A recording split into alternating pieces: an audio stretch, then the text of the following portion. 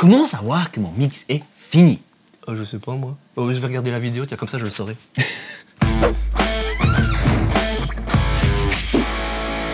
Bonjour et bienvenue à l'Académie du Gros Son, je suis Gérald. Et moi c'est André, et aujourd'hui on va vous dire comment savoir que votre mix est fini. Autant Gérald que moi, quand on a commencé, et je pense que d'ailleurs tout le monde qui commence dans le monde du son et de la musique, le plus difficile dans un mix, c'est de savoir quand est-ce qu'il est fini. Oui.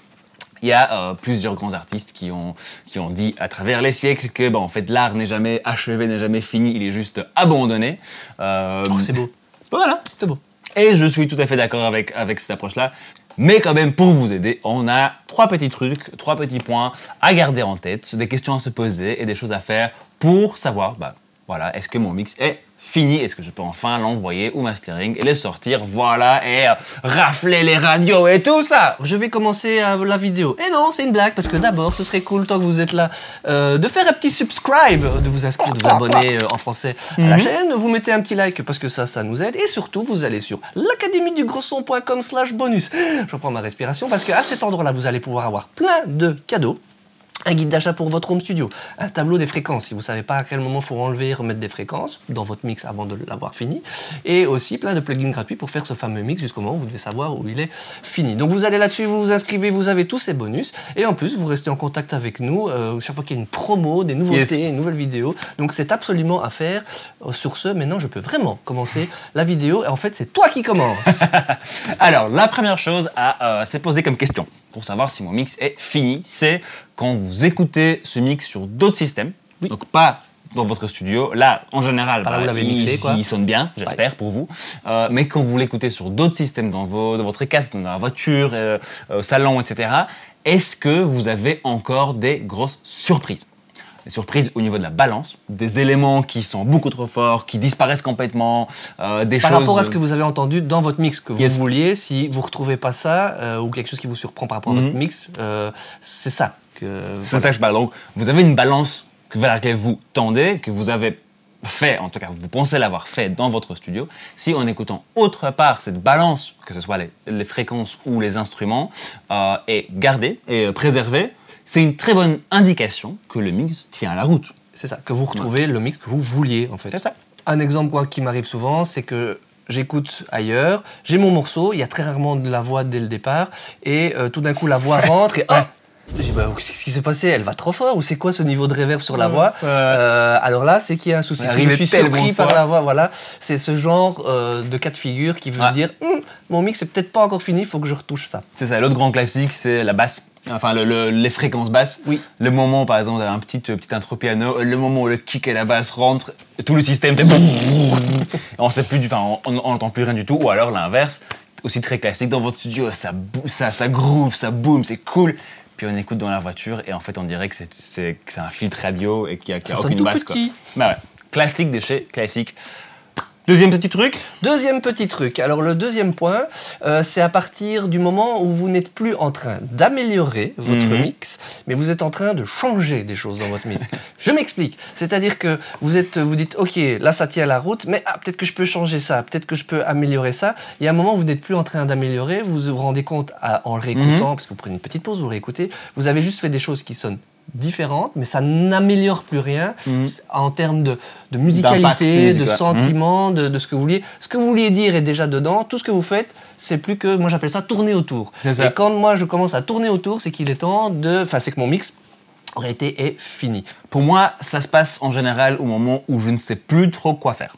Donc jusque-là, chaque prochain mouvement, c'était soit naturel, je réagissais à une envie qui me venait un peu naturellement par mon expérience, par mon goût. Et à un moment donné, je suis plus trop sûr. Genre, j'ai plus d'idée, il faut ça, ou il faut ça, je commence à réfléchir. Et si je commence à réfléchir, c'est qu'émotionnellement, il n'y a plus rien qui ressort suffisamment pour me pousser. Donc là, en général, je prends une pause, ou carrément un jour, 2 jours, 3 jours, voilà, ou même juste 1 heure. Et je reviens avec un peu de perspective. Et si même là, je suis plus trop sûr non plus, bah, c'est probablement que Le voilà. mix est fini, deuxième C'est indication que le mix est fini. Yes. Le troisième petit truc. Une des meilleures façons de récupérer de la perspective, un regard nouveau sur votre travail, c'est de le montrer.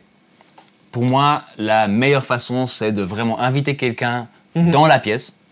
Et il y a un truc psychologique qui se passe. Toujours. Au moment où on montre son travail, n'importe quoi, hein, à quelqu'un d'autre, c'est comme si on l'entendait pour la première fois. C'est ça. C'est-à-dire, il y a vraiment un truc, que ce soit juste observer le visage de l'autre personne, mais même juste le fait qu'elle soit dans la pièce.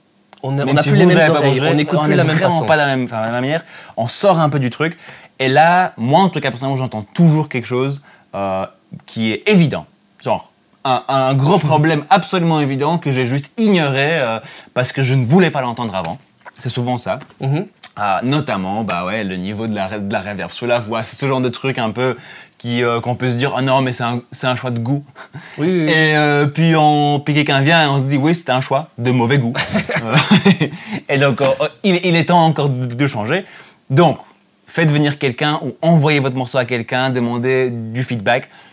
L'idée n'est pas de faire ce que la personne dit de faire. Non, c'est juste de vous mettre dans un état d'esprit différent. C'est ça. Ça crée un état d'esprit et tout d'un coup, vous venez avec une perspective différente. Moi, j'ai ça personnellement parce que je mixe énormément pour les gens. Je ne suis pas avec les gens quand je mixe et je sais que je vais leur envoyer. Et donc, ce qui me met dans cet état d'esprit-là, c'est mon ultime écoute. Je dis, OK, maintenant, mon mix est fini. Je vais leur envoyer, mais je me mets un peu à la place de la personne qui va le recevoir. Et du coup, là, ça me donne peut-être les derniers trucs. Et s'il n'y a rien, ben, c'est de nouveau que le mix est fini. Après, avant, quand je mixais, et encore, ça m'arrive encore des fois maintenant, j'ai parfois l'artiste avec qui je mixe, mais en général, il n'est pas dans la pièce. Je lui demande d'aller ailleurs, comme ça, il vient avec du recul. Et au moment où il vient, quand il rentre dans la pièce, il y a cet effet, il n'y a rien à faire, où je sais que je vais faire play et qu'il va écouter. Tout d'un coup, mes oreilles, c'est comme si j'avais des nouvelles oreilles tout à fait. qui arrivent, voilà. Et alors, on avait dit 3 trucs. Mais moi, il y a un petit truc que je me souviens à un moment quand je mixais, que je commençais à être content de mes mix et que ça voulait dire qu'ils étaient bien. Je me souviens, quand je les écoute et que je battais de la tête ou du pied, ça, c'est un mini indicateur. C'est un mini truc que je vous donne en plus. Yes. Mais si ça veut dire qu'il se passe quelque chose, qu'on est content du truc, si on commence à battre du pied, battre de la tête, c'est on n'est pas loin. S'il n'est pas fini, en tout cas, on n'en est pas loin. Yes, petit tips pro de la fin de la vidéo ici. Voilà. Le moment où vous avez ça, le moment où vous avez cette excitation qui vient, vous commencez à bouger, vous vous dites, vous souriez, quoi que ce soit, voilà, une réaction corporelle à votre musique, faites pause, printez, bouncez, exportez votre mix dans l'état actuel et gardez-le de côté et référencez ça plus tard dans le travail, C'est ça. 1 heure, 2, 3 heures plus tard, pour être sûr de ne pas avoir perdu ce moment quelque magique. chose de magique, avec quelque chose dans la balance et dans vos choix qui vous a fait réagir à ça. Ouais. Ça, c'est bien. Il y a peut-être des problèmes techniques encore, et c'était pas encore fini, mais il y avait un truc, il faut pas le perdre. C'est ça. Donc je pense que ça fait à peu près le tour. On parle pas du fait qu'aussi à un moment il faut lâcher prise. Ce genre de... Là c'est vraiment des trucs pour être sûr que vous avez fini. À un moment il faut accepter de faire aussi avec la matière qu'on a, qu'il faut lâcher prise. Mais ça, ce sera peut-être pour une autre vidéo. Comme Jérôme l'avait dit hier, c'est en mixant qu'on devient un mixéron. C'est ça. Voilà, donc, on va faire des t-shirts bientôt AGS, n'hésitez pas à les lâcher. C'est une idée. C'est en mixant qu'on devient mixeron. Qui en veut un? Qui en veut un? À partir de 100 précommandes, on lance le truc. Voilà, merci beaucoup d'avoir passé ce petit moment avec nous. Bien sympathique, parfois, j'espère, bien sympathique, qui va en tout cas vous aider. Et surtout, attendez la prochaine semaine pour une nouvelle vidéo, probablement un peu plus technico-pratique. Et entre-temps, vous savez ce qu'il vous reste à faire. La partie la plus importante, c'est de faire de la musique.